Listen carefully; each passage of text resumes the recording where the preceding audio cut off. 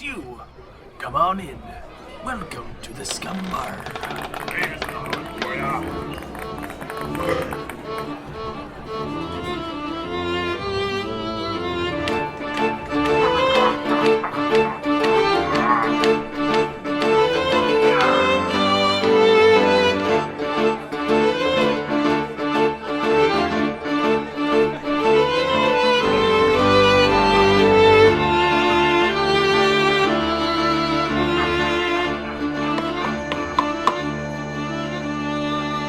Welcome to 2021, our first episode here on the Scumm Bar Podcast, episode 79. Holy. Where we talk movies, video games, pop culture, books, Luke Skywalker, and everything in between. No, Anth0z, I am your father. No. What does he say? I think he goes, no, okay, yeah. no. And then he falls. Okay, right. He sounds like Darth Sidious for a little while. Okay. Yeah. But if it's any consolation, I didn't sound anything like Darth Vader. So. Yeah, that's fine. Yeah. Anyways, Anth0z, welcome to 2021. How you doing? Thanks. I'm doing. Still doing. You were still always doing. What's your New Year's resolution? It would be okay. I don't know if we've defined it, but it's a mixture of eat out less / cook in more / bring food home from other sources less. So it's I love this resolution, by the way. This is great. It's prompted because a lot of the time, well, my wife says it's mostly my fault, which I guess it is in a way, that because I go to visit my parents' place as often as I can because they need help with a lot of stuff around the house, so I kind of have to be there, even with the pandemic stuff going on. But usually if I cook for them, I'll cook like a big batch of food so that they have enough for like a couple days or something, or we order a bunch of food for the same reasons, that we eat that night and then they've got some takeout for the next couple days. But the thing is, like, there's always way too much food, and I bring the food home, and then there's way too much food for even us to finish. Yeah. So and even her family will drop off food for us to like help us out. So you guys must share a lot of Tupperware. We do in a way with my. No, actually, no. We're pretty good. We're just like kind of recycling and bringing it back. So we'll share like the same 2 or 3 containers from each house. Yeah, no, I can see lot, that, but it's doable. I can definitely see that. Yeah. What's your resolution or resolutions? It's really funny. It seems so small. How funny? So funny. So funny. So. Okay. But it's laughing. It's a really small thing, but it makes a huge difference, which is kind of bizarre. But anyways, we have this thing, my fiance and I, recently, where when I say recently, I mean like all of 2020, where we fell asleep on the couch. It's recent. Yeah, and we fell asleep on the couch and would wake up at like 2 a.m. and then have to drag ourselves to bed, and it sucks. I don't know about you, but I hate waking up being. Why so did you just tired. stay in the couch? Because it's like bad for your back, it's bad for your neck. You have a beautiful bed you should be sleeping in anyways. Yeah. Okay. It's just not very good. And since we got the dog, it made it even worse. And we were all getting all comfy on the big comfy couch and falling asleep.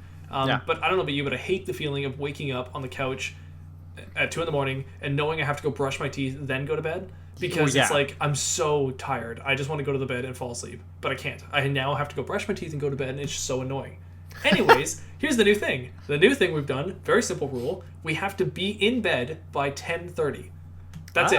That's literally all it is. And that one thing has changed so much. Really? Because it's a mentality. As soon as you're lying in bed at 10:30, you most likely are going to fall asleep within the hour. So by 11:30, you're already asleep. And the fact that you're getting better sleeps mean you're waking up earlier, or you're waking up feeling more rested. And when you're waking up feeling more rested, you start to do the things that you actually want to be doing. Yeah, you have a better day. Exactly. I actually find myself working out more. I find myself eating less. I find myself being less stressed. I find myself thinking better. It's all around better for your lifestyle to get better sleep. And that's obvious. But to force yourself to say we have to be in bed by 10:30, that small thing has changed our lives, and I love it.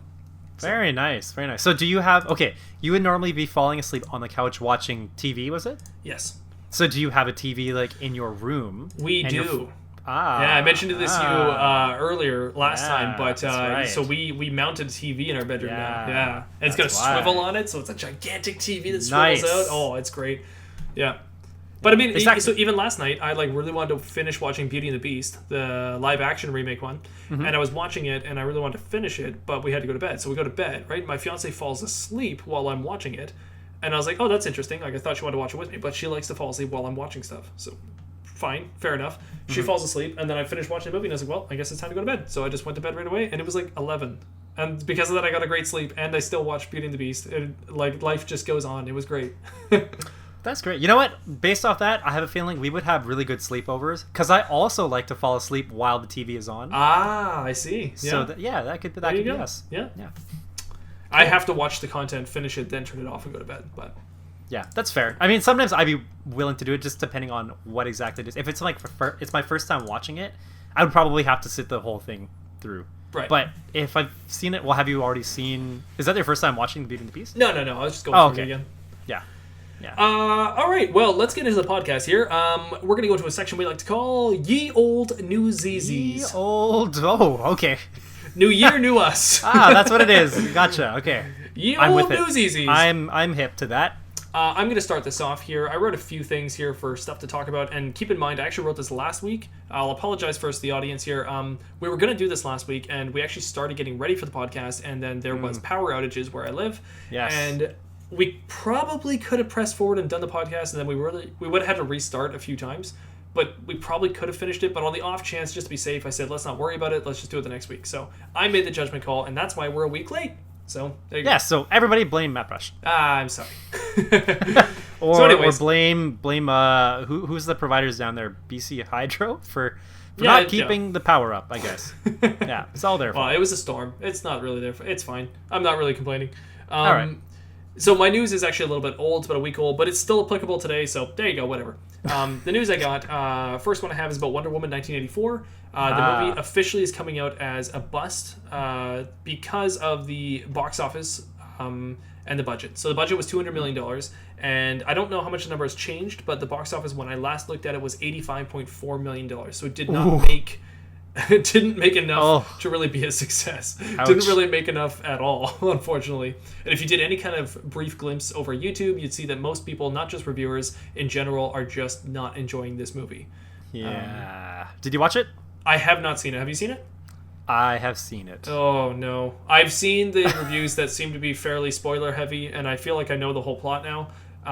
And it's like coming from a person who actually really liked the first Wonder Woman movie, I really wanted this movie to be good. And what I've seen from what these people are talking about the movie, it doesn't sound like the kind of movie I actually want to see. So I was one of the people who didn't really like the first Wonder Woman movie as much as it seemed like a lot of the other people in my circles did. And the second one I like even less. Oof. It's still Oof. like there are parts of it that are still enjoyable for me, but I mean without going into details too much, it just something about it just seemed very, or there a lot of times it just seems very off. Like things really weren't thought through. Right. Yeah. That's unfortunate. Yeah. On Rotten Tomatoes, the score from critics is 62%. The audience score currently is 72%, which is actually quite high for it. So, let's check out my old buddy IMDb because that's who I trust. Okay. So it is possible that there are people out there who are really enjoying it, but from what I've seen, general consensus is that it's not very good compared to the first movie. And I thought the first movie was good. So on IMDb, Wonder Woman 1984 got 5.5.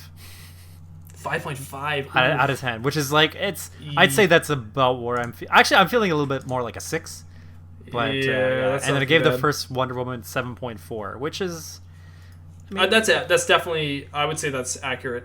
Like Wonder Woman, when I say I like the first one, I definitely don't think it's like the best movie in the world. I think it's got lots of issues, just like how Captain America, the first one, and I think they're very comparable, has a lot of issues. But there's a lot of great scenes in Captain America to make Captain America a good movie. There's also a lot of scenes that are great in Wonder Woman to make it a great movie. So I would say that just as much as Wonder Woman is a 7.1, so is Captain America, and they're both really good movies that I enjoy. Who's the bad guy? Is it Ares? Yeah, it's Lupin from Harry Potter. Oh, is it? Yeah. Yeah. Right. Okay, gotcha. Professor Lupin. What do you have for news? Oh, so much. Oh gosh. Okay, let's go for it. Let's do this. I kind of had to I had to weed out a lot of stuff because Oh, yeah, no. I had maybe a month's worth of news that just built God. up. All right, like, I'm let's gonna do say this, and then I would take it and be like, okay, I'll say the next episode, and then we wouldn't record. And I'm like, okay, we'll do it next week. And no. so yeah, I weeded some out, but well, right. I guess a couple of them will be in a way timely for what we're gonna be talking about today. But there's one about Jeremy Bulloch, who was... Wait, where... Am I reading the right one? Jeremy Bulloch. Yes, that's right. So the original Star Wars Boba Fett character died at the age of 75. Wow. So we first had Darth Vader guy, David Prowse, die, and now we have... what's his face? Boba Fett. Boba Fett. Die. Yeah. That's unfortunate. Yeah, so there's so unfortunate times, but I mean, you know, it's natural course of life where it's gonna happen. It's just you know, it's sad that we're witnessing it, and we have these characters and people that like we know of to an extent because of all the movies that really we enjoy to watch, or just, you know, whatever's going on media, but yeah, so he was 75. I don't really know. I didn't look into the whole cause of his death, but yeah, I think he seems like he was a longtime actor, actually, by the looks of it. But I really only knew him from being Boba Fett. But yeah, anyway, that's one news. One news. One news. You're listening to One News. I have actually. How many news do you have? I got 3 more, but they're smaller. They're on the smaller scale. Okay, cool. One of yours is mine, so why don't you go with yours? And Cyberpunk has issues, and gamers were getting their games returned back to them. So this was like the headlines all over the place. Cyberpunk was failing. People weren't enjoying it. Blah blah blah blah blah. All I gotta say is I feel bad for the developers. I feel like a lot of the decisions behind Cyberpunk were not necessarily their fault. That being said, I don't know who made all the decisions. I don't know if CD Projekt Red is like fully to blame for their release schedules and all that stuff, or if they were being pushed by the next generation consoles to release their game quickly. I have no idea. All I know is it's got to suck for a developer knowing your game has an incredible amount of bugs in it, it's not very playable, and you keep trying to delay your game so that it eventually releases correctly, and you're being told that it needs to release now. So I'm sure the day they released it, you had many developers throwing their hands up in the air going like, this is not going to end well for us. And probably, then they have to go through all the backlash of YouTubers being like, Cyberpunk's the worst game in the world, I can't believe they released this, blah, blah, blah, and like all that kind of stuff. And it's like, they don't really deserve that. Somebody deserves it for sure. There was somebody who made some horrible decisions there that should not have made those decisions, but the developers shouldn't feel that bad for what happened.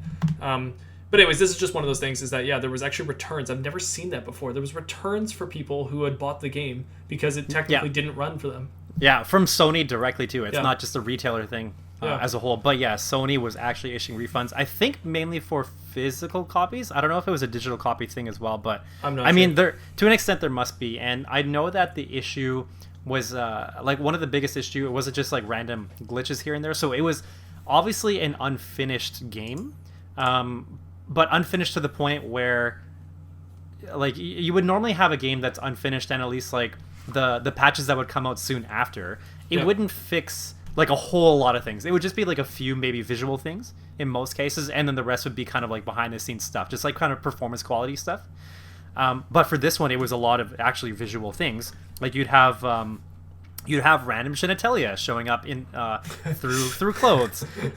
You would have bodies intersecting when they really shouldn't be all the time. People just exiting their car and then T-posing and then flopping down to the ground. Like... Yeah, totally random things, right? So, but the big issue, I think the most consistent issue was the performance quality or the graphics quality being run on older consoles. So basically PS4s and PS4 Pros were not able to run it at even like an average quality. Right. You would need a PC with some good specs or a PS5. So for those who had a PS5 already or running it on PC, they wouldn't have any problems. But the problem is, they had problems. They just didn't have the same problems. Oh, that's right. They didn't have the same problems. They just didn't have the same problems to the extent of what PS4 owners had, or maybe even, was it released on Xbox? Yeah, it was on Xbox. Probably, yeah. So I don't know. Maybe there were some issues on Xbox 360 as opposed to like if you had the Xbox One or something. I don't know. Xbox One and then Xbox One Series X.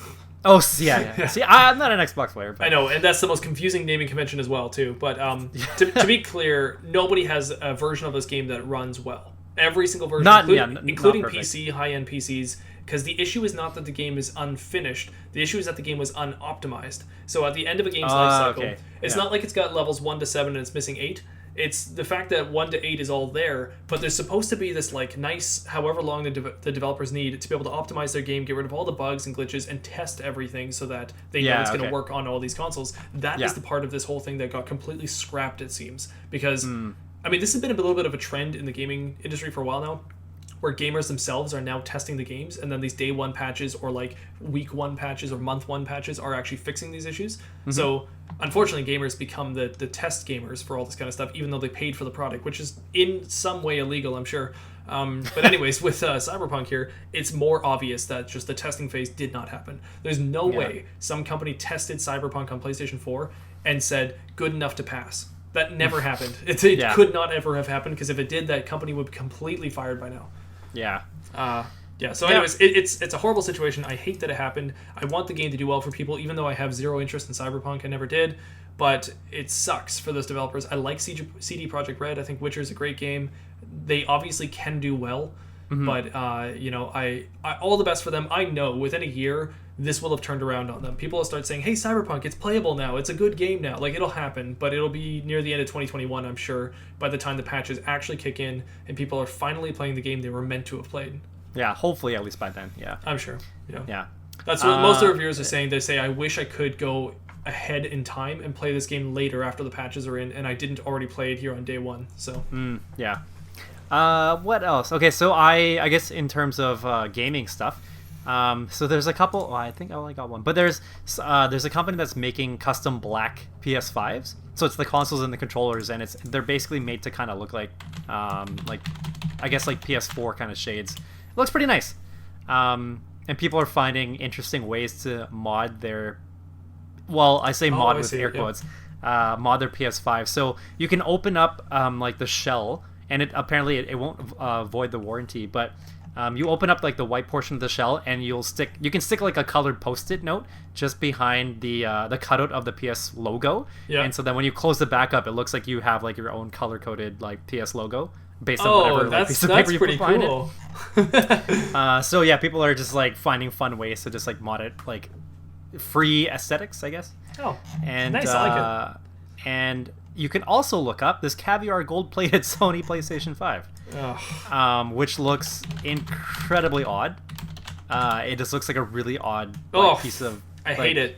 You know, like when you I hate it. really, really oddly wrapped chocolate? Yeah. It's like that. Yeah. It looks like if you bit into it, it would have a chocolate center. Yeah. So, I mean, if it were chocolate, I'd get it, but I don't know. It's just a bit much. It's stupid. I don't like it. Yeah. Anyway, back to you. Did you hear about the KFC console? I did. Yes. That was bizarre. I honestly thought it was a joke. I was watching a Donkey video, which he's commonly joking about what he's doing, right? So I thought for sure it was a joke. At the very end, I was like, my fiance was like, oh, that'd be stupid if they ever made that. And then at the very end, for some reason, I think there was another YouTube video that talked about it, and I was like, no, this can't be real. So then I watched another video, and I was like, no. And after watching that video, I really couldn't believe it. I had to search it up and realize this is a real thing. It's a real thing. More like a custom PC than an actual console. Yeah. It seems to be a custom PC that plays certain games. But KFC is going to market the heck out of this thing to really make it look like a console. And it's going to be in competition with other companies that are going to come in. I don't necessarily know if like McDonald's and Wendy's and all that crap will actually come in, but I do know that some other company is going to compete with them on this. I don't know who, but it could be let's say a Walmart or like a Amazon or something is going to come in and make a very similar custom PC build just like this. But to anybody who doesn't know about the KFC console, it looks hilarious. It's presented almost as a joke, but as a serious joke in a weird way. And they have a warming tray in it that you can warm your food in with the console. Now they don't specifically your fried chicken. They don't recommend fried chicken in the warming tray, although I thought they did. No, they don't. They actually say that you should not put warm chicken in there because it's close to the insides of the console. Oh. And that they're like, since it's greasy, that there could be a chance that the grease gets in there, even though it is in its own contained little area. It's essentially like opening up the side of your computer, having like a contained little box in there, and then putting food in there because it keeps it warm. That's really all it is. Okay. But like, this is such smart marketing, because anybody who buys the KFC console is going to put KFC chicken in their warming tray, take a photo of it, and send it onto like Twitter and all that stuff. And it's all Instagram all over the place. It's so Instagram worthy that like it doesn't even matter if the console runs well; it's going to sell. So I was trying to look up whether or not they showed like if KF console, like if the KFC stands for anything different from like Kentucky Fried Console would be great. I mean, maybe it is, but anyway. So I was randomly just scrolling through, just trying to find it, and then. This article says, in February, KFC and Crocs announced a limited edition shoe covered in a fried chicken print. Oh my god. Is that is KFC really into just like making like a bunch of really random stuff? Because I think they are. They must have a lot of money. I don't know. The company behind the KFC gaming thing is Cooler Master. For anybody who's interested, that is a PC company. So it actually has some really intense specs in it. It's got an Intel, well, I shouldn't say really intense, but it's an Intel i9. I think it's supposed to be good enough, right? Yeah, like to actually run. It's a 10th gen Intel i9, which is like pretty good for your processor. It's pretty dang good. You can't really do much better. I don't know what the graphics card is. It's an NVIDIA card though. It's an NVIDIA card that can do ray tracing in 4K. So it's going to be one of your top of the line NVIDIA cards. So if this thing tracing, he's got ray tracing. If this thing can run Minecraft, it can do shaders. So if that means anything to anybody, then wow, cool. Shaders, ray tracing, like all these words. The actual like NVIDIA shaders. So search up NVIDIA Minecraft shaders, and you know what I'm talking about, man. That stuff is where it's at. Anyways, that's my KFC news. You got your news. KFC news. KFC news. Let's see. This one is. Also, KFC listens to this podcast. Please sponsor us. I would love it. I would love to buy KFC. I would love the console. Yeah, me too. Seriously, I would use it. Send it to us. We'll review it. I have Instagram. I have Twitter. Yeah. Let's get this going. KFC. I have things. Let's get your people on the phone. I have Snapchat. I can download TikTok. Yeah. I can be young again. I can talk tick. All right, go ahead. So Mandalorian 3... Oh, sorry, the Mandalorian Season 3 apparently is delayed because Dave Filoni is confirmed to be writing Ahsoka. Oh no, Mandalorian Season 3 is delayed because they're going to write even more stuff I want to watch. Pretty much. Oh no, like I couldn't care less. Like this is amazing. I'm already in like a state of ecstasy with Star Wars, so I'm just so happy. So yeah, take all the time you need, Dave Filoni. You do whatever you need to do. Yeah, of all people too, like Dave Filoni, like he knows exactly what he's doing. Yeah. I did mention this before. I can't remember how it was posed, but he did say that he doesn't like to do fan service. Like he pretty much knows what it is that people want, right? He's not going to do fan service for the sake of fan service, but no, he finds a way to do it respectfully. It's crazy. Exactly. Like it has to actually make sense with the story and the message that he's trying to send, right? Like he worked a lot with George Lucas, and so I think he has a lot of influences on the point of the stories, right? It's not just like, oh, this is cool, this is great, but it's like, what is the point of this? Why is this happening, right? So I think he's got a really good head on his shoulders. He's doing a really good job with everything that he's done so far that I can think of. So yeah, I agree with you. If Mandalorian Season 3 has to be delayed because he's writing Ahsoka, something that Ahsoka is really like a big creation that he put together, and there's such a big fan following for that. So that's a big step, I'd say. I'll go as far as to say I think Ahsoka's going to do better than Mandalorian. So I think it's more important that he puts as much time as he can into the Ahsoka story. I think Mandalorian's going to be the Iron Man thing that started it all off, but Ahsoka's really going to carry the whole Star Wars thing, I think, after a while. That's a guess, but I think it's possible. Yeah, with the fan base already excited about Ahsoka. Think about Mando. Before we even knew about Mandalorian, people didn't know who he was, right? And now we like Mandalorian. But we're going into Ahsoka already liking the character, so... Yeah. Not to mention the fact that we're most likely going to see Anakin Skywalker coming back in the Ahsoka series. We're going to see more of possibly some of the other characters that we will talk about in a little bit here. Yep. So, yeah. Anyways, that's really cool. Good for Dave Filoni. And also good for Jon Favreau. Just saying. Good for him. Yeah. Okay, so I'm going to go into one of these news. It's not necessarily super big in all atmospheres, but it's been big on YouTube for my circles that I run in. But there's a YouTuber on YouTube, fancy that, who's really famous. Oh, great. His name easy is to find. His name is Dream, and he's popular for doing Minecraft videos. He's quite popular. He's like over 1 million subs now. Is his account name is just Dream? Yeah, just Dream. Like DREAM. Yep. Wow, how early must he have gotten that? Dream. Because like having such a simple word like that, or like a name like that. Know. Wow, it's very possible that people. There's something more to it that I don't know, but as far as I'm aware, it's just Dream on YouTube. It says Dream. Oh, you know what? His account name is actually Dream Traps, but on YouTube now you can modify your name, so you can kind of change your name to anything. So his actual username is different. But okay, because the reason why I was making such a big deal was because like I know somebody who had the name Coach on League of Legends, and I think he wanted to give up his account so he was able to sell it for something, and because like Coach is such. It's just one of those names that a lot of people apparently really want to have, and it's such a simple name. Yeah, and it's like it's just a word in English. You could sell that for a lot, I bet. And yeah, I think that was the thing. Like he probably could have sold it for like a lot of money. Yeah. So it's just Anyways, Dream on YouTube was popular in Minecraft, and also now was getting popular for doing Minecraft speedruns. So this whole thing came up where Does he call them dream runs? Oh yeah, he should call them dream runs. He was making speedruns in a certain category of Minecraft speedrunning. I don't know the full story here, but just the basic headline is the fact that he was getting really good luck in his Minecraft speedruns, and the one he does requires an insane amount of luck, and he was actually getting good luck on a lot of his runs. So I don't want to misspeak, but it was something along the lines of he had done like 6 runs in a row, and all of them he happened to get this good luck to be able to continue on in his speed run and try for the world record. Now, he didn't make the world record. I think he made 6th place, and I also could be wrong on that. He might have been like not even in top 10, but he was in like the leaderboards for like top 25 or something. So he was working his way up is the point, and he was starting to get really good luck. Then what happened is all of his runs got scrutinized by the community, and they started looking into them. Well, what's crazy is some people watching his videos started to notice that the luck he was getting was too good, and they started to break it down mathematically, and it wasn't possible based on what they were doing to get the results he was getting. So so they're accusing him of cheating in his speedruns, and the way he would have been cheating is by using some kind of program in the background of Minecraft to be able to change the numbers of luck on the things that are happening. For example, he would throw an item down, and a character in Minecraft would pick up the item and throw back an item that he needed. And the luck chance of getting that item was extremely hard to get.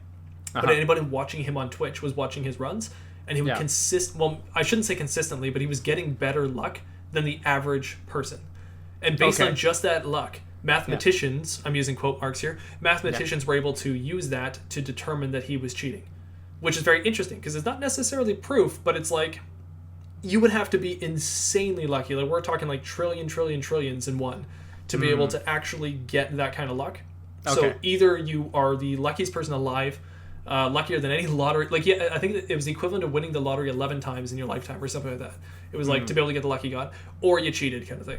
So his runs are now disqualified, and he is saying he didn't cheat. So it's became this huge thing in the speedrunning community of how do you determine if somebody's cheated or not cheated, and should you take runs away from people, and why would you cheat if it's just a game, it's just a speedrun, but now speedrunning has monetary value to it. It's become this whole ethical question, but it's really crazy because he is such a popular YouTuber, and he's also really entertaining to watch, that you would be like, how could this guy be a cheater? It doesn't seem like a cheater, but everybody knows that people have two sides to them, right? So it's kind of interesting. So it's there's a really good guy, I've mentioned it before, Carl Jobst.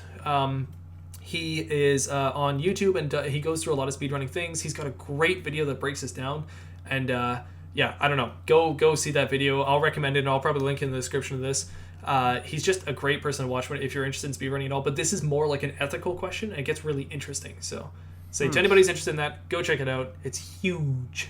So I guess why, I mean, like, normally with the speed runs that are, or a lot of the ones that we've talked about, they're usually with a live audience. So I assume that with this one, he was doing it from home or something? Like alone? Is that why? Yeah, no, speedrunning is actually typically done on Twitch, and it's done from your own home, regardless of COVID. It's normally just done like that.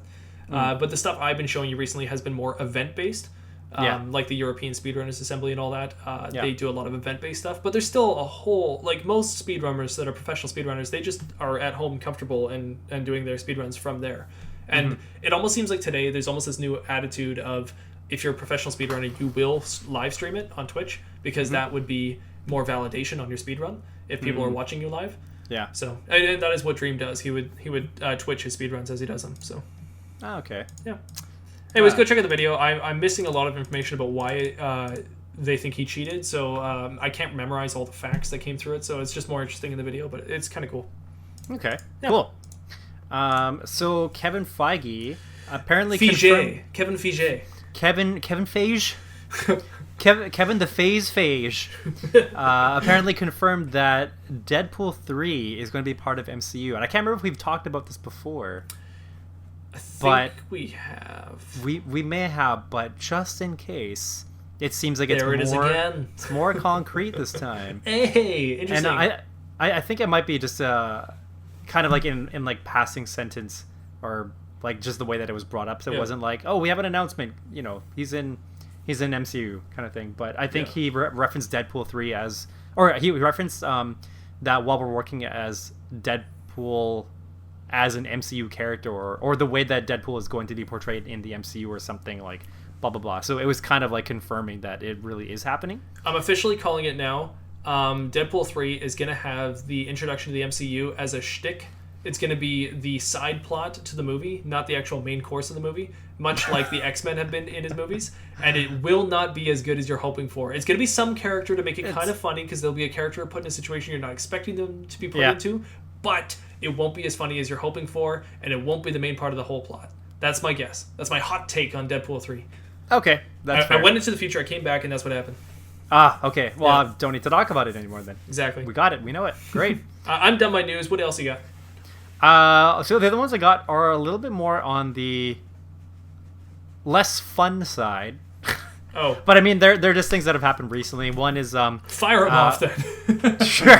All right. Well, the first one is the whole thing about WhatsApp and their privacy policy that they're implementing. I think February 8th. So there's kind of like a little bit of a back and forth on what exactly it means, because WhatsApp it's currently owned by Facebook, and I think has been since 2014, I believe. Mm-hmm. So Facebook is a company who a lot of people know to be kind of known for I don't know, is it selling or just like using, like being able to see everybody's like personal ad data for anybody who has an account on Facebook or uses their stuff on their phone and whatever. And so that data is used in a lot of different ways that I think people wouldn't like had they kind of known in the first place. Because I think in the beginning, 2014, Facebook said, okay, well, when we take over WhatsApp, we're not going to be we're not going to be seeing whatever kind of data here. And then by 2016, I think they actually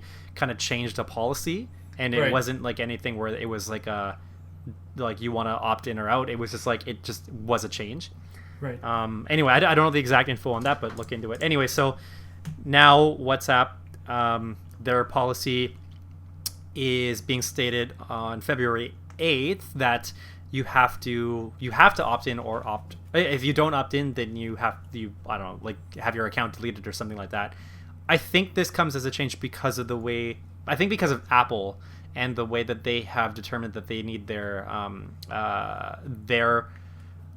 privacy guidelines to be kind of stated. So when you go to the App Store, is that what it's called on Apple? Yeah, when you go to the App Store for Apple, they'll usually state like, oh, this one will require whatever. It's like such and such info. So they've kind of updated the way that they're going to portray their apps. And WhatsApp now, I guess, to be compliant with that, they are stating, okay, by this time, this is what's going to happen. So people are kind of there's one side that's saying, okay, WhatsApp is going to be just like stealing all of your info now, and they're just going to give it all to Facebook because that's their Facebook is the parent company, so that means like none of your info is safe.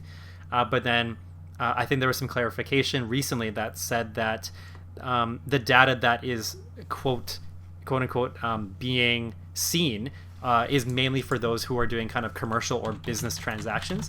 So it's not supposed to be anything to do with your personal use. If you're just talking to your family or friends in just like regular chats and whatever, or video calls, like that stuff is not supposed to be seen. But then people are still saying, well, if that's the case, how come you can still track, like why do I still get these ads when I've only just talked about it, never searched on it? So right. So there's a lot of back and forth about that. I'm still trying to figure out what I'm going to do. And I wish there could be kind of just like one clear cut. Okay, this is what's happening. But like, you know, you go on the internet, you want to find out what's happening, and you just get a lot of opinions. You don't really get a lot of fact. Yeah. So it's a little bit difficult right now. In the meantime, I'm trying out Signal. It's an app that I heard about Signal. Yeah. So it's a completely open source app, which means that, you know, everything that they have, their pretty much like all their development stuff, like their code, in a way, like it's other privacy policies, like all that they have to them. It's a nonprofit organization. It's available for you to see.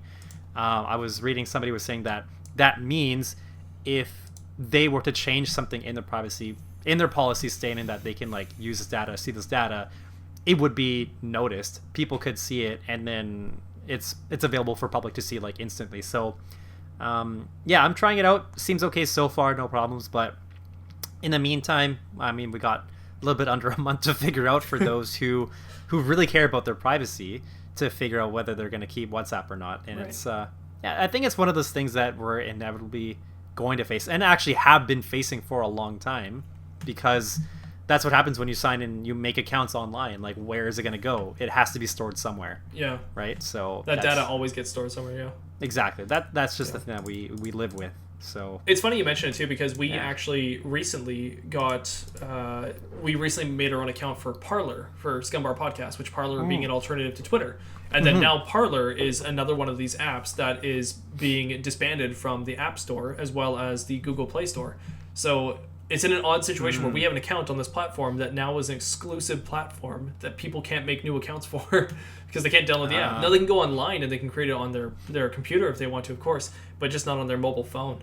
So I checked out the app today and realized that we were not able to post anything. Yeah, there was an error. There was an HTTP error request when I tried to post something. And I was like, oh, interesting. So it seems like Parler is being taken out too, which is just kind of annoying because I do like the Signal kind of style of things where it's open source. And Parler seemed to be more open source than something like Twitter. So I was excited for it, and now all my excitement's like dashed away. Yeah, that's too bad. Yeah. Well, anyways, now that we're on the topic of that, right? So that's pretty much what I've got for my news. Yeah, I'd say that's a good amount, and I think we've definitely warmed up. That is a lot. Yeah, let's warmed up, and let's get into our topic of the day, which if you clicked on this, you were probably wondering when the heck we were going to get to it, but it is The Mandalorian.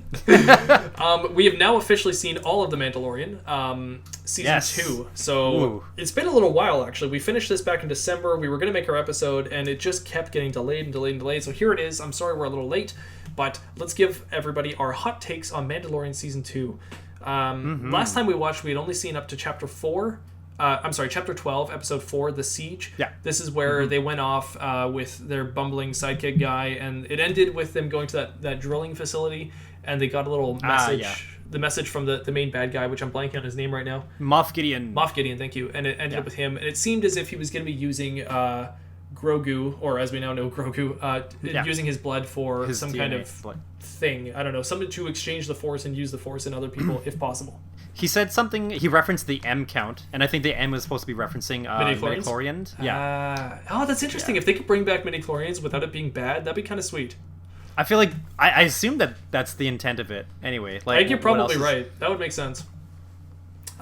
Well, we'll go with that. So it's funny. At that time, my biggest complaint was, where is Ahsoka? And I was starting to worry that we're never going to see her. And the very next episode revealed her. Of course, I think I even predicted it in the episode. I was like, I bet you it's going to be the very next one, and it was. Yeah. So it's great. So, halfway through the whole season, we got what we were waiting for this whole time. Yeah, I think. Did I message you? I think I must have messaged you that same day. Like, did you watch it yet? Because I was really, really excited, and I was really happy. We didn't talk about it at all, I think. We kind of just, like, between the two of us, we would maybe just say a couple things here and there just to talk about our excitement, but not talk about the details of why. This is not even the first time seeing Ahsoka on screen. This is the first time I'm seeing, like, a Jedi in Mandalorian. So, or a Jedi-like figure, I guess I should say. So even just seeing a lightsaber just, like, turn on and then a battle starting to happen, I was so excited. Like, I was like, this is amazing. It reminded me of the first time I saw The Force Awakens, where I was like, oh, we're back into Star Wars again. That's what that episode really felt like to me when we saw Ahsoka. It was very cool.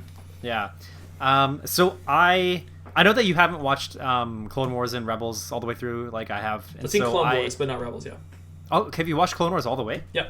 Everything from. Oh, that's right. Yeah, because we also talked about doing the final season. The finale.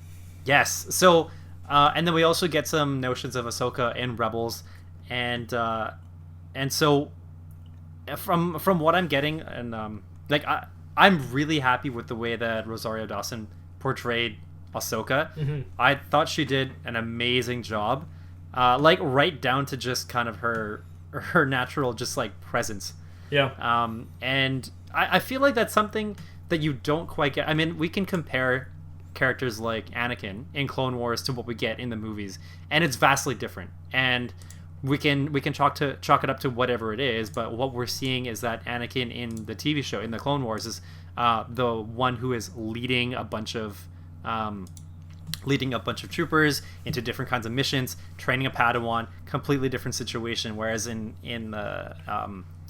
episode, episode 2 and 3, he's the apprentice, he's the Padawan to an extent, right? He's under Obi-Wan Kenobi, and so we see him in a different light. But the way we see Ahsoka brought up in Clone Wars is pretty much exactly the way that I envision her to end up becoming by the time we see her in The Mandalorian. Mm-hmm. And so just to be able to see a character like from a TV show be done so well live action, I was very happy. I have to say, I can't say more. I don't know if we've ever seen this happen in film and TV the way like this. I'm sure we have, but I can't think of a very good example of something like Ahsoka going from that 3D animation into live action like this.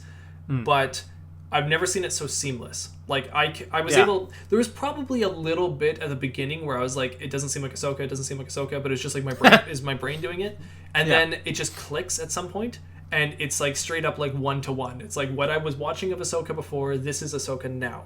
Like it just kicks in at some point. And I think a lot of what Rosario Dawson is doing in the small mannerisms is what gets me. I don't know what it is. I honestly can't even point to an action or a facial expression or anything, but there's little moments where somebody else is talking and I'm watching her and she does something and I'm like, it's Ahsoka. Like it just like, it's weird. It just clicks in, you know? It's very well done from her point of view.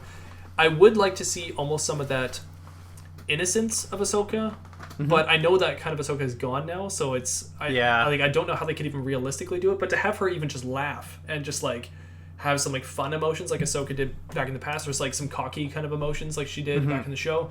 I'm sure we'll see this in her own show, but it's just based on what we saw here, I was so happy. So I'm really hoping her own show is more of this. Yeah, me too. I don't know if we would I guess how soon we would get any sense of that old Ahsoka. I like that. Because old Ahsoka. Yeah, when she becomes Yoda's age, she's going to become old Ahsoka. So when, because of what happened with the fall of the Jedis, that during that time she became so jaded.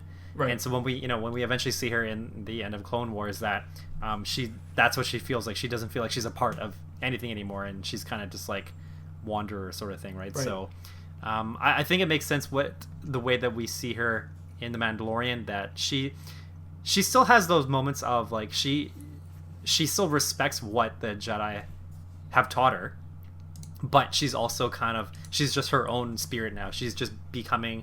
She's still trying to figure out what her purpose is, I think. But anyway, for the rest of the episode, I think it was really cool that we got to see kind of like a yet another new weapon come out for the Mandalorian in the form of that Beskar spear. Yeah. And the same material that is made of his armor, but now he's got a weapon to use out of it. And it's different from what we would, at least from what I would expect, because he's usually more of like a gun wielder, but now he's got an actual kind of like lightsaber-like weapon. Yeah, in a way, something that can compete with it, right? Yes. Because lightsaber can't cut through Beskar, which we learned in this episode, and the way we learned it was really interesting. There was an instant fight scene between Mando and Ahsoka, and she goes to hit him with her lightsaber, and like for a split second, your brain is like, "What's going to happen?" You know, and he instantly blocks it with one of his gauntlets or whatever, pad guards or something. Shin guard. Shin guard for his arms.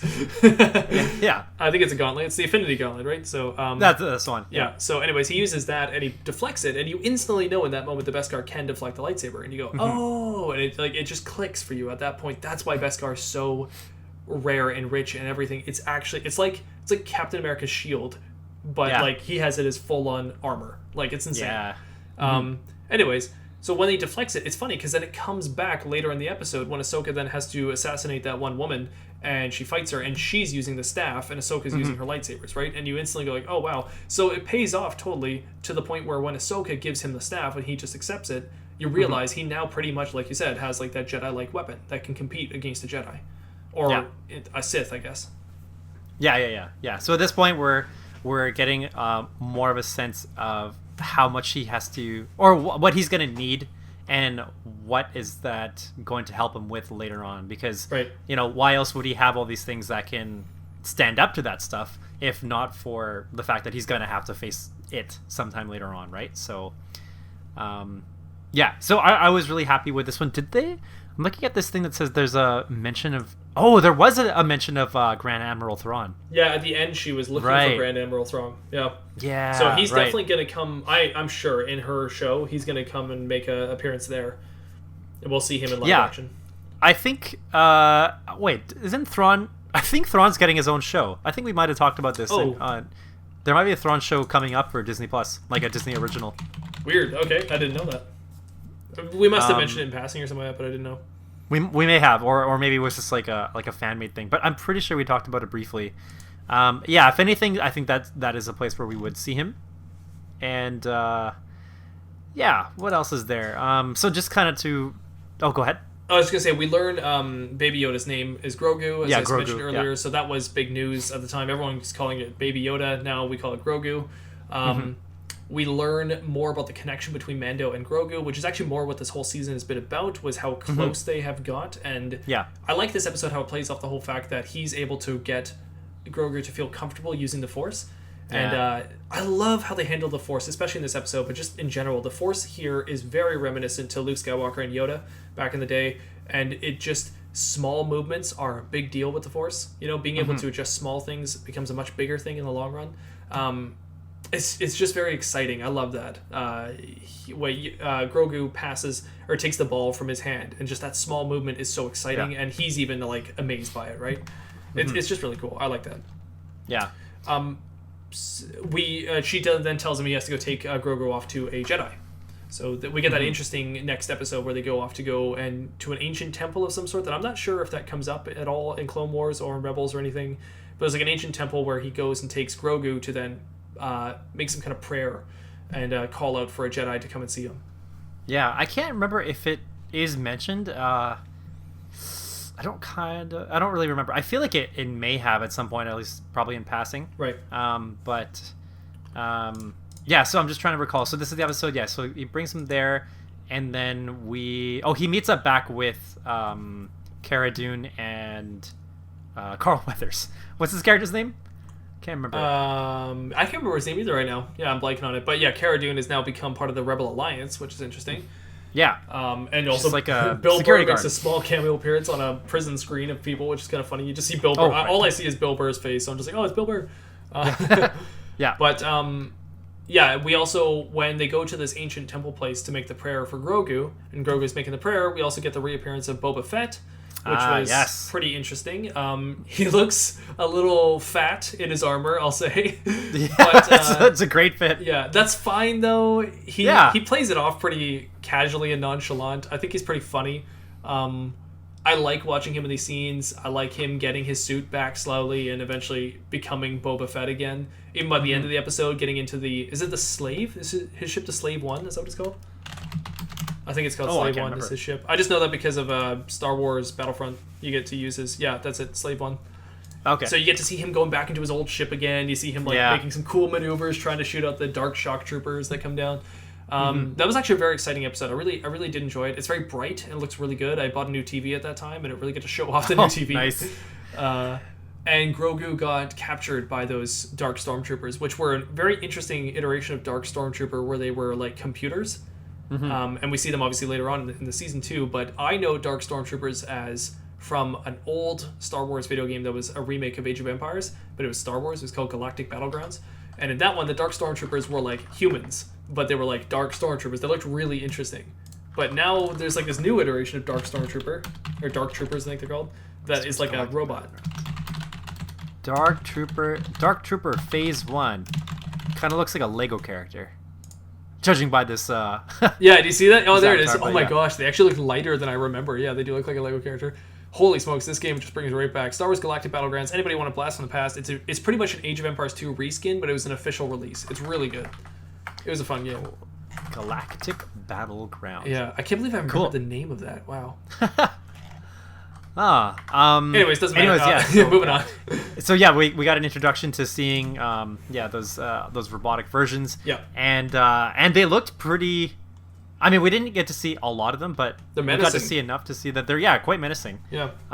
And it looked like it would be kind of difficult to deal with. For sure. What else happens? And then the Razor Crest gets destroyed. Oh yeah, I forgot about that. He loses his ship.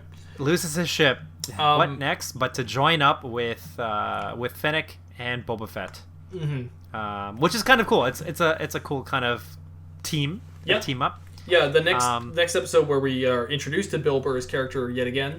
That is a pretty interesting episode. I gotta say, I enjoy Bill Burr in the show. I think he's actually really good. Surprisingly, he kind of just like pops off the screen and he fits in the universe. Really. Yeah, I wouldn't have expected that, and I honestly wasn't really excited to see him back. I was like, oh great, here we go. But no, he actually did a really good job, and that episode was really fun. I think I liked that whole episode until later in the episode when he removes his helmet. I had a feeling you were going to say that. Yeah. How do you feel about it? I think... I don't know. Okay, at the time I was like, he's doing it again? Like, I feel like because this is the second time he's doing it that I can recall. The first time was for IG-88, right? Yeah. In Season 1. The second time was... Yeah. And then this time around, like... So the first time, sure, like, nobody... Like, humans didn't see him take off his helmet. This second one... So he takes it off. I'm not sure if... Oh, yeah, that's right. Yeah. Because he ended up having his helmet off and he was talking to the others. So, yeah, at the moment I was like, okay, well, I feel like this whole point of him trying to keep it on, like, what's the point anymore? Yeah. Because 2 is one too many. Yep. And I was trying to chalk it off to, okay, well, when he met with Bo-Katan and he learned that Mandalorians, like, they're Mandalorians, they take their helmets off. Like, the creed of him not taking it off is based on some kind of, like, variation of... it's like religions. There's different offshoots. Exactly. It's a different thing that he grew up with. So I'm just trying to get in my mind, like, okay, maybe he's got some sort of, like, small influence from them. Now he knows what the... But he didn't seem convinced, in that No, scene, he didn't seem exactly. At all. Yeah, not at all. So I do have some issues with it. I think he even said that he has issues with it as well, like the actor for it. What's his name? DeLorean. Yes, that's his name. Why do I forget his name? I don't remember. The guy from Game of Thrones. Yeah, Pedro Pascal. Pascal. Geez. Okay, Pedro Pascal. So I thought I read that he also doesn't like the idea that he's taking his helmet off too much. That's funny, because I thought I read that he wanted more screen time of him with his helmet off. Oh, okay. I could be wrong, though. I mean, I don't really remember where I got that information, but I thought that was a thing, but I don't know. Pedro... Okay, no. It doesn't matter. Yeah. What I will say, though, is as much as I didn't like him with his helmet off, I love the scene where they're all sitting down with the Imperial officer, who, by the way, the Imperial officer who they're talking to, Bill Burr is talking to, who is his old officer. He had an American accent, and I loved that, because the Imperial officers are almost always British. They come off as like an imposing British force. This guy had like a Texas accent, and I thought that was really smart, because it was another imposing person with a totally different style of talking, which made me think about all the different ranks and like squadrons and all that kind of stuff within the Imperial forces. And I loved his stories. I loved how Bill Burr was getting slowly more and more agitated, and you can just see it. Like, his acting was really, really good. So yeah, I like that whole scene. I thought it was great. And right up into the whole shootout and all that, it was really fun. So I think also it kind of reminds me like about his voice being different, but I feel like I got some notion from a lot of the other stormtroopers and maybe some of the other like different ranks of the Empire, but I feel like they're giving that to kind of show a little bit more of the expansion of like just how far the Empire reaches, because there's a lot of people who really believe in what the Empire stands for, and I think they're showing that a little bit more in this, more so than what we see in the movies, because we'll only see like a few characters that like have lines like Tarkin, for example. Otherwise we get like this just stormtroopers who really don't mean much. They're just, everybody's just like a pawn, right? They're all just like replaceable, whatever. But when we get some people with actual lines, it kind of, I think it brings a little bit more attention to, okay, yeah, don't forget, there are actually people involved in the Empire, and the reason why it is so big is because people believe in what the Empire stands for. Exactly. I feel like I'm getting that much more from this series, from Mandalorian, than I'm getting from any of the movies. Major movies. Yeah, exactly. And how many times has that been a thing where the major movies are trying to throw more empathy into the dark side, really, into the Imperial enemy? Like, that's happened many, many, many times where we're seeing the side of the bad guys, because many, many, many times the good guys are masquerading as the bad guys. We even see Darth Vader in the original trilogy being one person from the bad side trying to look at the good side, right?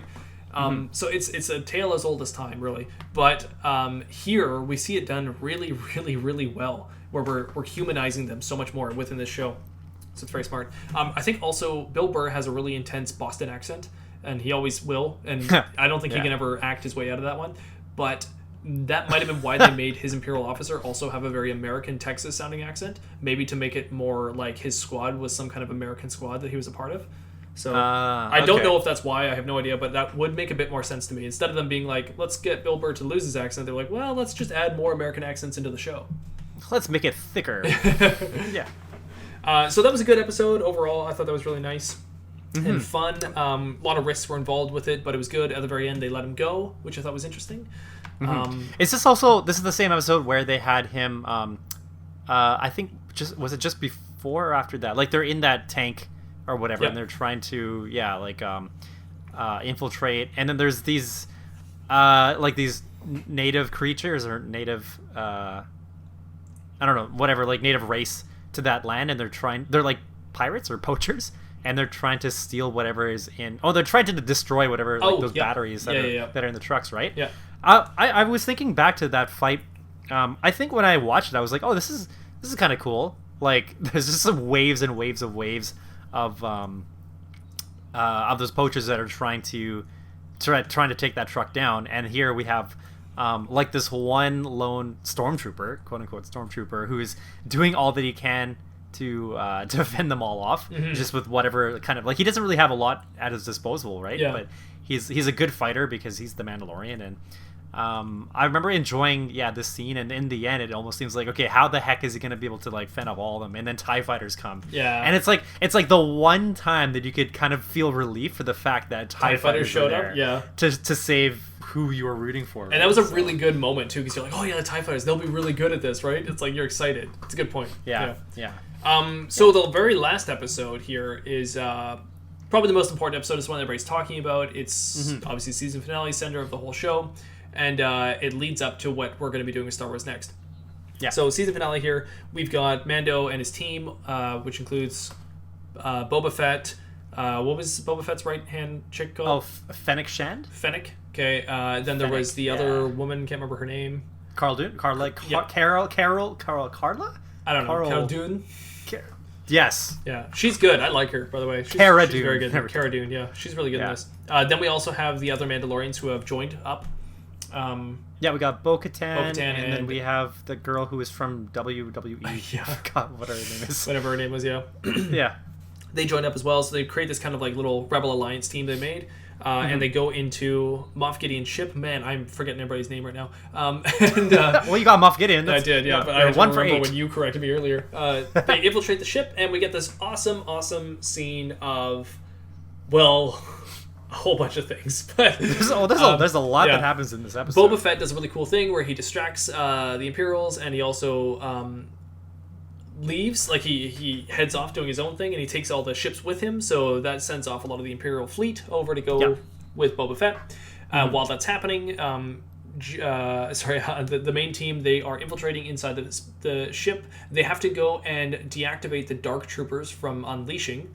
While that's happening, you've got Bo-Katan and the rest fighting in hallways, shooting down stormtroopers, trying to get down to the way of where I believe Moff Gideon would be held, or maybe they're trying to get to the prison place, actually. They're trying to get to, like, the control center or something, aren't they? And then Moff Gideon, I think he kind of suspects that they, like, what they would want to do, and if they infiltrate, why they would want to go to, like, wherever parts of the ship. And so he ends up waiting with Grogu. and he's got the Darksaber with him. But in the meantime, he suspects that.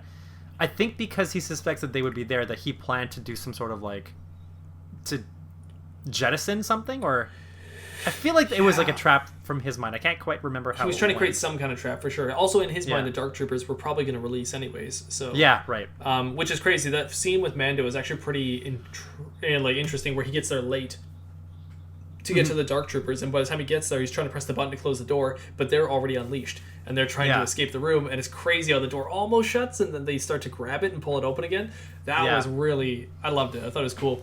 What I was expecting, though, was he clicks open the airlock, and they all go out the airlock, except for one.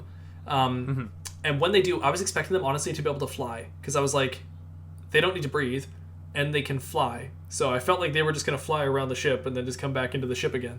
So I was expecting it to solve the problem temporarily, but they were going to come back. But that didn't happen, or did happen, because they actually are back later on in the episode, now that I think about it. Yeah, so they must have done that. Okay, yeah. I'm a little bit hazy on the episode now that I think about it.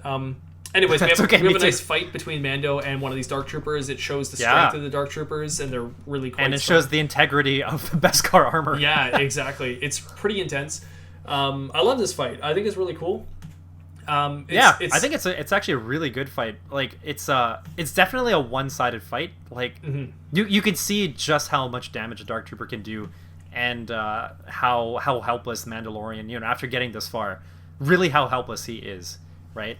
You're not watching a Star Wars movie with a Jedi as your lead. You're watching a totally different kind of character as your lead, and a character that we've learned to love by this point, but just not as powerful as a Jedi. So I love that. I think it's really fun, because if you're watching Obi-Wan Kenobi and Qui-Gon Jinn, they would have just sliced through this thing with their lightsaber in like 2 seconds. So yeah, exactly. Yeah. For them, like, you need to have other Jedi, exactly, right, in order to, exactly. But for this one, it's nice that we have, like, there's so much more variety in terms of what threats can pose or can oppose the Mandalorian and like the rest of the crew, because when it comes down to it, they're pretty much all just human or cyborgs to an extent, right? So we get Moff. I believe this is where Moff Gideon then decides to fight Mando. Yeah. He intercepts him in the hallway. How does the Mandalorian finish off the Dark Trooper? He's able to sets a little bit on his weakness, I think. Yeah, I think he tries to set a little bit of it on fire, but it doesn't work, right? And then now that we've got this like fiery Dark Trooper that's kind of just like trying to fight him a little bit. Yeah, something like. And then I think he gets a spear out and he stabs it like just under the through the neck. Through the neck part of it. Yeah. And then after the fight of that, Moff Gideon decides to go off and leave Grogu behind and go and find Mando to fight him. I'm sorry, no, it's actually kind of reversed. No, Mando goes to find Grogu, and when he finds Grogu, Moff Gideon's waiting there for him. And he's got the Darksaber. Yeah. And then we get the fight of the Darksaber versus the Beskar Steel, which is pretty interesting. It kind of becomes like a Jedi fight, which is kind of sweet. Like, in a way that I would have wanted to watch this. This is actually really well done. I feel like I spend a lot of time complaining about movies and things because they don't surprise me, or because they're too... I don't know, the cheesy or over the top or something, but like this is really quality television right here, where like something's happening that's actually subjecting your expectations in a good way. And like here we are now with watching pretty much the same thing we would have been watching in a regular Star Wars movie, but we got to this point because of a whole bunch of other events that were just well thought out. So exactly, yeah. It's a lot of good. It's just like climbing to that point. I can't remember if we talked about it, but it's well earned. But the way that this series has been for me, it's like a video game where it feels like he's got a mission, he goes to the mission, and then he gets a reward out of it. He gets like a new gun, he's got a new armor. Yeah, my joke is this whole show is a side quest show.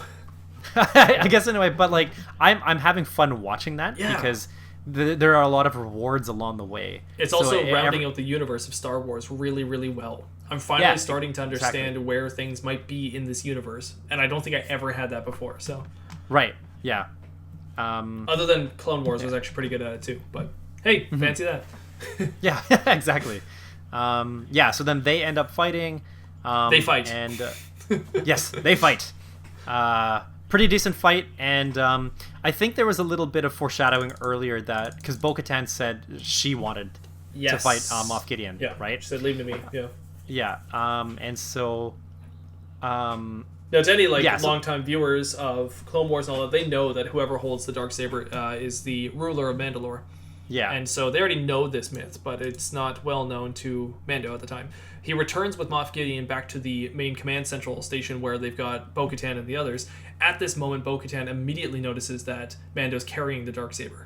And that becomes a big issue because blah, blah, blah, you know, as we just talked about the whole ruler thing. And now we start to realize that Bo-Katan had ulterior motives to this whole infiltration. Yeah. Well, I think that's something that she's always wanted. I think she did mention the Darksaber before. She knew that Moff Gideon had it and she wanted it because it rightfully belonged to her as a Mandalorian and as the heir to, I think her mother was the previous ruler of Mandalore at some point. So I think that was an evident thing that she that was she was helping for the sake of her being able to get that for herself. And but then she did know that, you know, based on her rules, that that wasn't going to happen if the Mandalorian fought Moff Gideon. So yeah, in the end, I can't remember what the resolve was, that they couldn't figure out, Mandalorian, he's just stuck with the Darksaber for now, or they have to figure out later on, we'll fight. But, yeah, I know. I don't really know how you resolve that one. Arm wrestle? I'm not sure. Yeah. I don't really understand what's happening here. They've got a moment now where they're all talking about this, trying to figure out what they're going to do, and then the Dark Troopers return, and they start trying to break down the door. Now, yes, it's threatening. Yes, you feel the threat. I actually kind of like it because it reminds me of the Mines of Moria and Lord of the Rings. Everybody's kind of preparing, getting ready for the door to break down. Then they're going to start shooting all the orcs when they come flying in. But the thing is, he's got the Darksaber. It can cut through anything. I feel like Mando's really he's capable of fighting. So he shouldn't be that scared, right? He should be able to just, as soon as they break down the door, just slice them all to pieces. I assume. I guess knowing what he went through with the first one, I would sense that he would feel some sort of reservations about even going up against them, even knowing that he has the Darksaber. I mean, I guess so. He doesn't have the Force. He can't spider sense his way out of all their bullets, I guess, you know? Yeah, exactly. He's not in tune with being able to get through, to face down an army. True. Because I think they have guns or blasters and stuff at their disposal too, don't they? Yeah, they do. The Dark Troopers. So yeah, I mean, there's no way he would be able to deflect them all. He wouldn't be quick enough to really get through all of them. Yeah. And I think there's too much at stake just in that room because Grogu's there, and if you've got the other people there to, sure, they can all back each other up, but it's a lot. It's definitely a lot. Way too much for them to take on. Yeah. Well, that's the way that I see it anyway. My big prediction, as soon as Boba Fett left, was that there's going to be some major struggle. Everything's going to seem like it's about to fail, and then Boba Fett will return and blast everybody out of the area. So okay. I definitely thought that's where this was going, and it's really interesting because, again, subverted my expectations. That's not at all what happened. Because in my mind, there was absolutely no way they were going to pay more fan service to the audience, in a good way, and to give us more Jedis. My fiance and I were getting a meal ready to watch this finale, and I was like, there's no way they're going to do it. They're not going to just randomly throw a Jedi in the last episode. I was like, they're not going to. And I was like, and I would be worried if they did because I feel like they might ruin something or screw something up. I was like, and there's just no way, you know? And then here it is. They just cut to a scene randomly of an X-Wing coming out through the main command central. They can see an X-Wing that's docking into the ship. And my mind's blown already. I'm already no way. Yeah. There's no way. I'm continually saying it, even out loud at that time. I was just like, there's no way. Yeah. And then they just keep showing. It's so smartly done. They show you little screens. They show the TIE fighter coming in. It's docking and everything. You're wondering, okay, who is this? Slow build up. Yeah, and your mind's I understand that it should be Luke Skywalker, but it's not going to be Luke Skywalker. Who's it going to be? And then you see the cloak. And you're okay, it's Ahsoka pretending to be Luke, but why is it Ahsoka pretending to be Luke? You know, and you're kind of wondering. Then you start to see him battling droids and stuff. Yeah. Then, you see the lightsaber. You see the green lightsaber. Green lightsaber. And you're holy Jesus. It's happening. I know. And at that moment, I was like, we're never going to see his face. He's going to leave. He's not going to talk, all that kind of stuff. But he will cause all this. And somebody's going to be like, was that Luke Skywalker, you know? That's all. And my then brain is doing. there's another kind of reveal where he reveals his robot hand. Oh yeah, I know. And you see the black hand. I was like, it is Luke. Like I was hand? freaking out. Like Yeah. And then we get the man. reverse to Rogue One. We get the exact alternate shot of Luke now he going gets down his the own hallway version. destroying. Oh my god! Like they knew exactly what they were doing when making this. Yes. Oh, so for well sure. done. He's just ripping was them all to really well pieces. It's just so cool. He even uses the Force on one, just crushes it with the Force. Like, It's so satisfying. Like, when do we get to see Luke in this kind of image, right? Yeah. In this kind of set, because up until now, in the sequel movies, like he's much older and he's kind of more just like the one who's training, right? He's the Yoda. yeah. And then in the original movies, he's like his skill back then, and also because of like cinematography and training and whatever's available at resources at the time, Jedis aren't as they're not shown to be as like agile or I mean, they're athletic to an extent, but not to the extent that they are now. And so being able to see like the kind of choreography we get out of him, and plus the power from him being able to, like, after how far he's gone up until this point, it's so cool to see, even for just that one moment. And yeah, exactly how you're saying, like he gets his own version of what Darth Vader had in Rogue One. Yeah. And it's just so cool just to see, like, yeah, he's so swift. Yeah. It's so satisfying. To have him That's all I walk can say. in, It's just I know so it is. satisfying. It's so satisfying. But to have him just straight up walk in with the cloak, put his lightsaber away, draw back the hood, and just stare at you and do that, even that hand posture thing that Luke did in Return of the Jedi all the time, just to stand there and you're just like, it's Luke Skywalker. You're like, how the hell, you know? And like, I could say a billion things about how I don't like deepfake technology and how like he could look off in the uncanny valley and all that crap, but here's the thing. If a story can convince me that I want to see more of the story, then I will put that aside and I don't care anymore, right? If I don't think he looks that great, it doesn't matter because I'm just so happy to be watching this right now because it leads to the story. Otherwise, watching bad CGI in older movies like Lord of the Rings or something would be impossible. But I still watch them today because I love the story. So yeah, here it is. I'm seeing Luke Skywalker and I'm just so happy. Yeah, and even him talking. And I heard that Mark Hamill actually did record these lines. So he came in and I guess in the studio and did those lines himself. So like, bravo to them to be able to just have this happen. I'm just so excited. I'm so happy about it. It's great. Yeah. I think earlier that day, the release day, so it came out on a Friday, so sometime Friday morning, I didn't realize, but on my Instagram feed, Mark Hamill tweeted, it's just a picture of his face, and he's got his finger up to his mouth, up to his lips, like miming the whole like shh, like don't tell anybody. And I didn't think of it. I just thought like, oh, Mark Hamill just posts like random stuff sometimes, and it's just like, okay, cool, that's nice.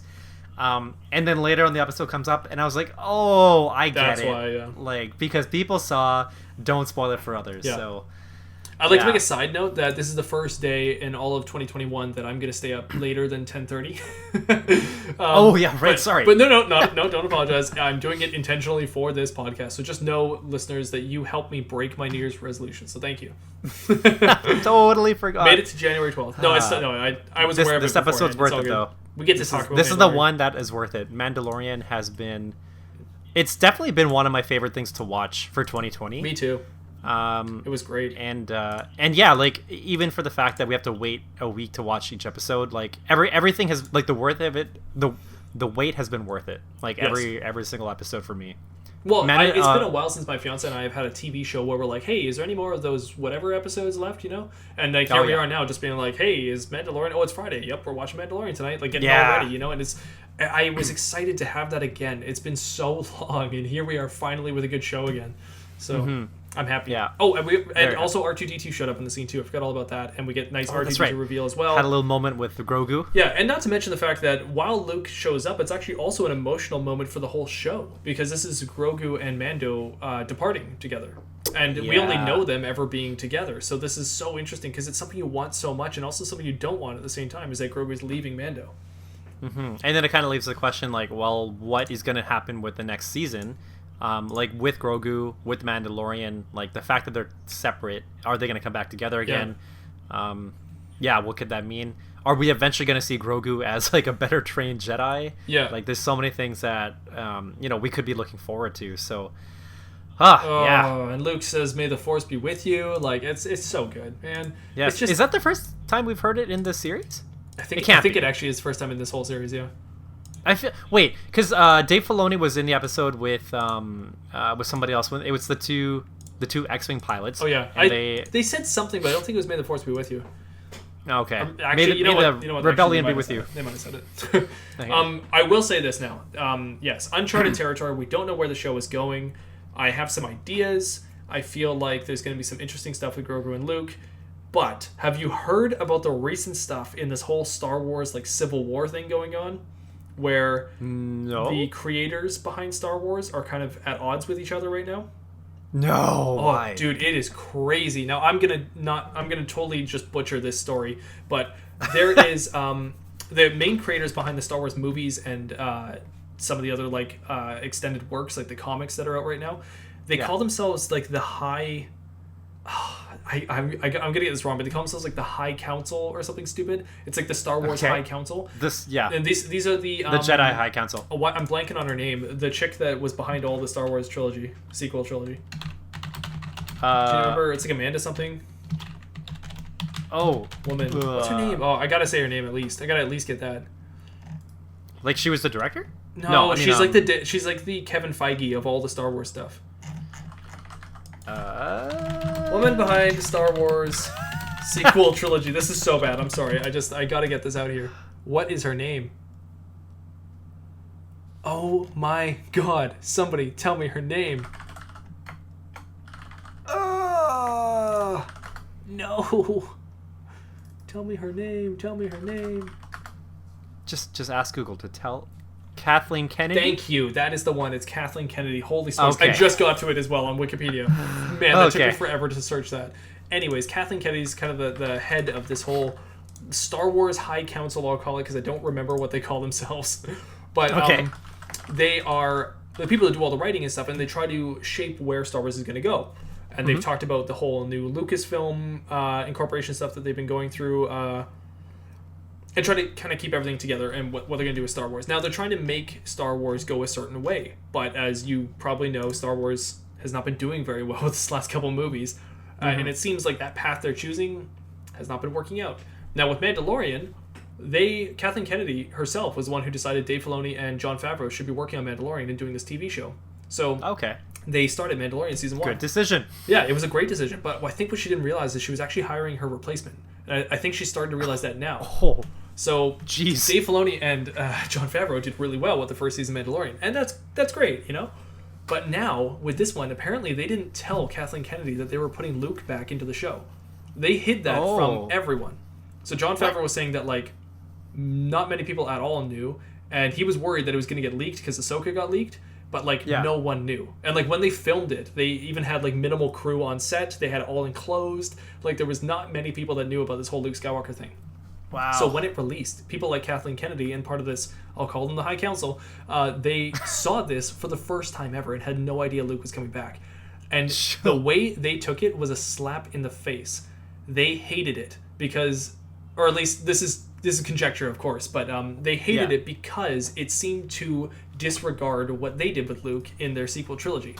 Now, there is another guy, Francesco or something, Francesco, I don't remember his name, but he's one of these people on the High Council. He made a tweet that was making fun of YouTubers that were crying that Luke Skywalker came back, and he tweeted out making fun of these YouTubers. And it just bombed like crazy. Everybody backlashed at him because they're like, how dare you make fun of your own fan base, you know? But in his mind, it's not his fan base. In his mind, the Star Wars fans are now split between Dave Filoni and Jon Favreau and this Kathleen Kennedy Star Wars universe. So what's crazy is they're at odds with each other now. And then Bob Iger, one of the main guys behind Disney, came out recently and said Star Wars is in the hands of Jon Favreau and Dave Filoni, and where they're taking it is where it's going. So, but is he saying that in terms of not that they have a position, but just that they have a good vision? That's exactly what it means. They have a good vision, but it's from him himself, the moneymaker himself, the guy who decides where the money is going, has now said the vision is in the hands of Dave Filoni and whatever, Jon Favreau. So, wait, is he still a part of? He's actually not. I don't think, or he's. I thought he stepped down. I think he's transitioning out at the moment. Yeah. So I wonder, because that's what I'm wondering. He might be burning his last bridges as he leaves. Who knows? He could be, because he could be saying that not as he's saying like knowing that he's leaving, he's not necessarily saying it as, by the way, this is actually what's going to happen with the hierarchy of Star Wars. But he's just saying, like, I think that if they were to keep having a hand in it, then they would be able to take Star Wars in a good direction. Yeah.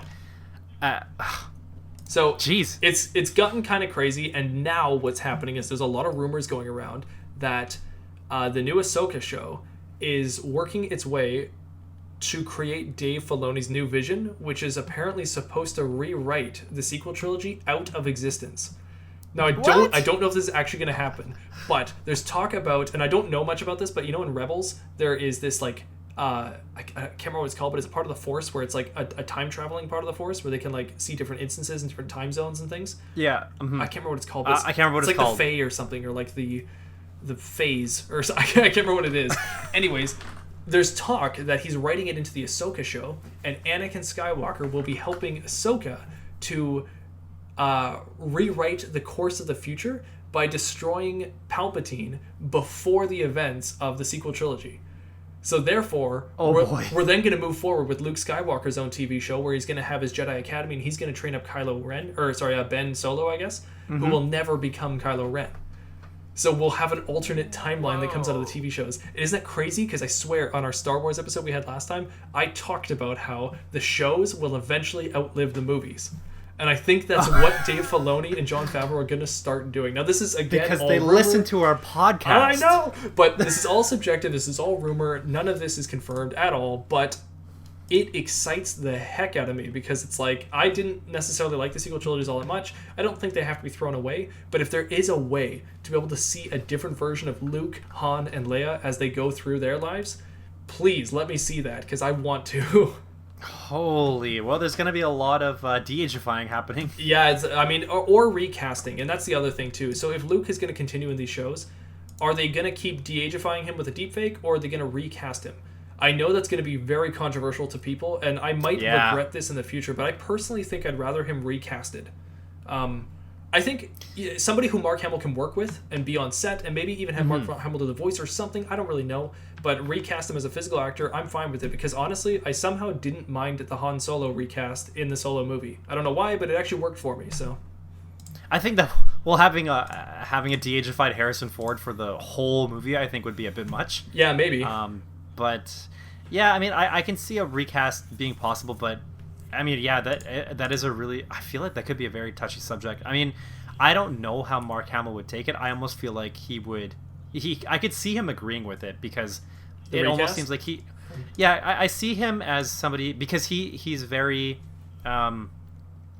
respectful of the character Luke Skywalker. Yeah, exactly. He loves the character, and they still respected it in Mandalorian here, like, the whole time. So and he's very respectful of the Star Wars universe as a whole, and I kind of feel like if he was convinced that recasting was a better fit than him to be de-agified and to portray Luke for the remainder of a series, you know, I can see him being somebody who would be on board with that. Yeah. And it would be cool, yeah, if he could be kind of alongside, like on set, saying like, well, this is how Luke would be, like, you know, in this kind of situation, and you know, because at least that way he could still be a part of the whole thing. A part of it in some form, right? The fans would be really happy with that too, knowing Mark Hamill was there on set guiding this person the whole time. They were fine with that. That would be a good buffer. They were fine with that in the Han Solo film, when Harrison Ford was apparently on set helping him too. So, okay. Yeah, so I don't know. I do think a recast is fine for Luke Skywalker at this moment. I might eat those words later. I have no idea. But at this moment, I think it's fine. And I was just so happy to see him in Mandalorian. And I'm so excited to see what Jon Favreau and Dave Filoni do. Because if Star Wars is truly in the hands of those guys, please more, oh God, please more of what they have. Because I want to see it. Oh boy, I'm gonna have to look this up. Okay, so I really need, I would look into this a little bit more. There's a video I will send you. Just watched it before we started this. That got me all pumped up. And it's this guy who makes, I can't even remember his name right now, but I'll find it. He makes weird videos where you don't even see his face, and he's got a helmet on, and he says he gets all this stuff from, like, some kind of source in Star Wars and all that kind of stuff. But I'll show you what I mean, and it's laughably, like, weird. Here, I got the video right here. I knew I'd find it. Kathleen Kennedy conflict. Yeah, there's another guy I watched that has he breaks down the conflict more. and I can send you that one too. Sure. Oh, I'm very interested. Yeah, it's crazy. And again, I don't know what's factual and what's not, but this is just what I've seen on YouTube at least. So this is the guy talking about what's to go with erasing the sequel trilogy, and I'll send you this other guy here who was talking about the Kathleen Kennedy incident where she was getting mad about what they're doing. Oh, I finally found the one article that says a civil war is reportedly brewing in this film. Yeah. Yeah, and it's some things I've said are actual fact. Some things are factually true that I've said today, and other things are rumor. So the one about the Francisco guy or whatever tweeting out, making fun of the people crying on YouTube, that was actually a big story that really backlashed. So that sucked for that guy. Anyways, this Star Wars guy making fun of fans crying. Yeah. Luke Skywalker. It's broken down in this video by the quartering. The quartering is where I get some of this news sometimes. This guy on YouTube, I sent him, it's the second video I sent you, but the quartering guy breaks down the Kathleen Kennedy one, and the other guy I watched, for anybody at home who's curious, is Overlord DVD, but he's kind of the more funny, weird one that I watched that I was like, what is this guy? So take that one with a grain of salt for sure. But the Pablo Hidalgo, is that the guy? That could definitely, Hidalgo sounds familiar because that was such a weird name. All right. Yeah. I don't know the tweet that he made, but he was making fun of the people that were crying over Luke Skywalker's reveal, which is wait. Where are you sending me these things? I don't see any messages. Oh, I sent them to the wrong person. That's why.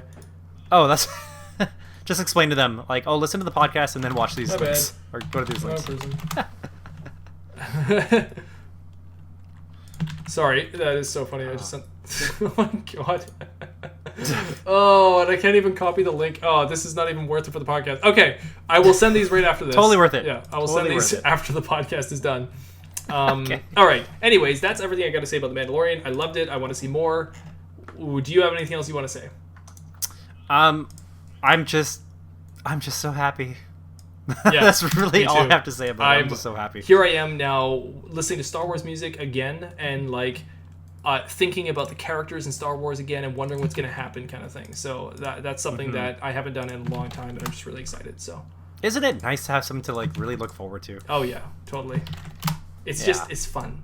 I'm excited about a universe again, and I haven't been this excited about Star Wars since when Phantom Menace came out. I was really excited for Phantom Menace. Wasn't excited for Attack of the Clones. And I was sort of excited for Revenge of the Sith. But Phantom Menace I was really excited about. So I'm glad to be back there.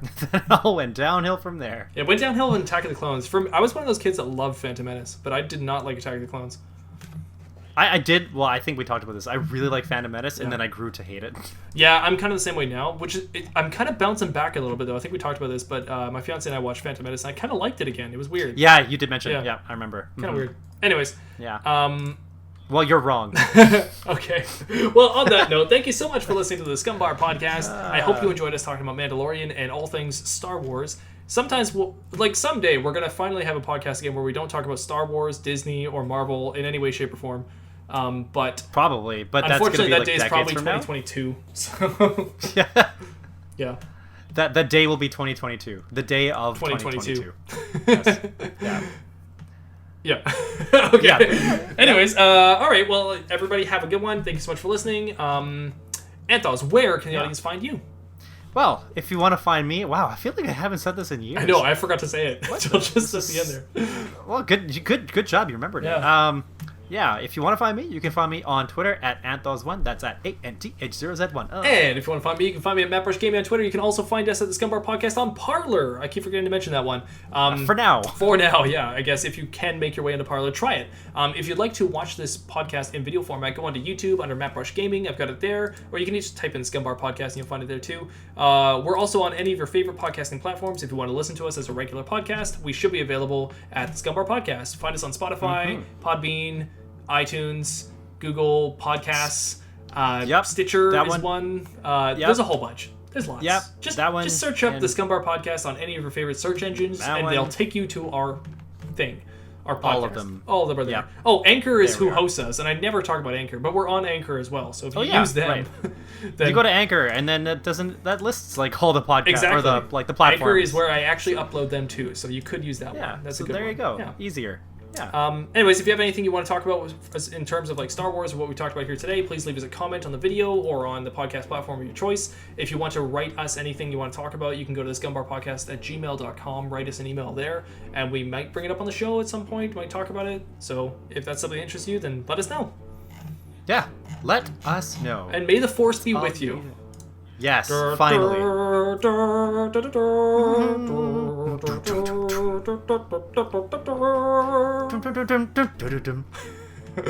Nice. Yes.